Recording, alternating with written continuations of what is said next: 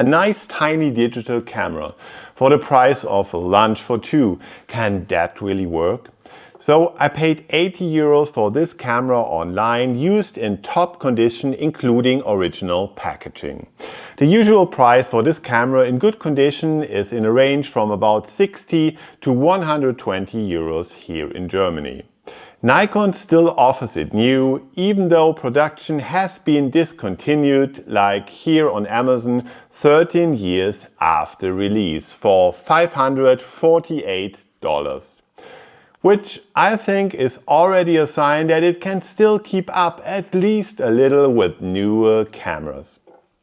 It was also thoroughly overhauled around 2013, as the first models were quite noisy even at ISO 400 when they were released. I think I have a newer model here because the noise behavior is actually pretty okay. So which camera am I talking about here exactly? This is the Nikon J1, released in 2011, including the kit lens with 10 to 30 mm, which would be the equivalent of 15 to 45 mm on APS-C. However, this camera is equipped with a CMOS sensor with 10 megapixels, which was pretty innovative this time. And the equivalent to full frame is 27 to 80 millimeters. In short, these are the perfect focal lengths for street photography.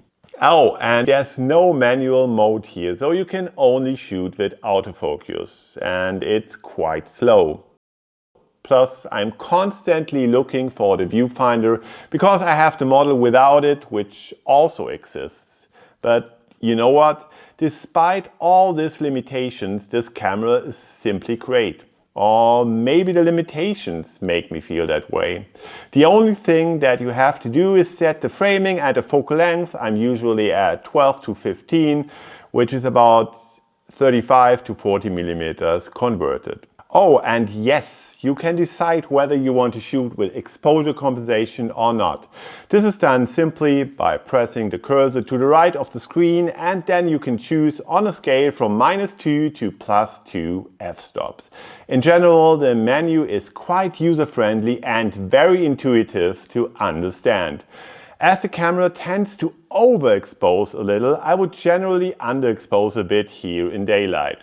For nice crisp contrast on sunny days, I actually usually go between -1 to -2 f-stops. And I think the shots out of the camera are quite nice, or what do you think? On small screens, the results can't really be distinguished from newer or more expensive cameras, especially if you post-process them slightly in Lightroom or your preferred software. But that wasn't really necessary in most cases here. The colors are a bit too oversaturated, which is no longer quite up to date, I think, but if you want to, you can easily change that as well in post. I converted a few photos to black and white, and I think that you can see it doesn't really matter which camera you use, because these also look great. Sure, you can't print the photos on posters, and I wouldn't take portraits that are supposed to be really good with the camera either, even though it has a dedicated portrait mode. But yeah, it also has a built-in flash, but the performance leaves a lot to be desired. But who uses flash for street photography? Oh, sorry Bruce, I almost forgot about you. So what else? It can also take videos, and yes, there's definitely no stabilization here, but I guess it's still nice for a few short videos if you don't have anything else to shoot. The J1 is small, lightweight, and doesn't look like you know what you're doing. In short, it looks cool, but cool in the sense that your grandma at the local photo store said to the clerk she needed a cool camera for her cool grandson so he could bring back some decent shots from his vacation in Ibiza. And that's exactly how people on the street react to it. It looks like a tourist camera, you can take advantage of that. Get close, be brave when taking photos. Most people simply don't care if they see a camera like this. The J1 still offers surprisingly good photo quality and fun when doing street photography for half the price of a Leica battery. Speaking of the battery, I also think the battery charger that plugs directly into the power outlet is pretty cool. Oh, and a fun fact.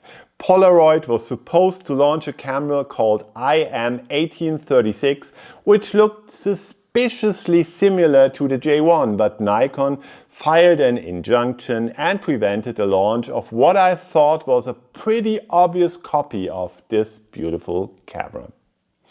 I would advise any newcomer to street photography to try out the J1 for a month before investing in a Fuji X camera, a Ricoh GR3 or even a Leica. If you enjoy shooting with this one, then I think street photography is the right thing for you. Well, I hope I've managed to convince you that you don't always have to spend a month's salary on a camera, or what do you think? See you in the next video.